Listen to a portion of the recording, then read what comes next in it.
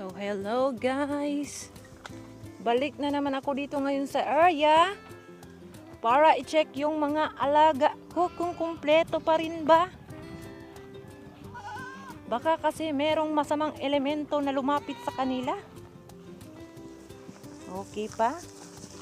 Ano nangyari dahil? Huwag kang takbo ng takbo eh. Para kang ano ha? Parang may masamang elementong nanggaling dito ah. Ba't ka parang nawawala sa sarili? Anong ginawa sa inyo, Thor? Okay ka lang, Thor?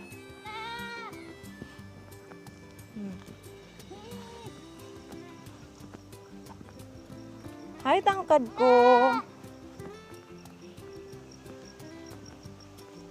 Kain lang kayo, kain. Hi! Oh, ito, binibenta ko na to siya ngayon, oh.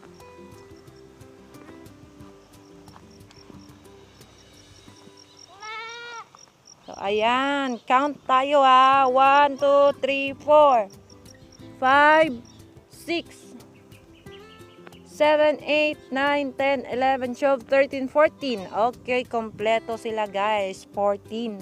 Kasi dati po 16 na benta si Sana All. Tapos last kong nabenta is yung kapatid nito na dark brown. So ayan. 14 na lang sila kasi nabawasan na ng dalawa. Pero soon, pag nanganak yung si Burakdat, may dagdag na naman sa family ko. Sa mga bebe ko. So ayan guys.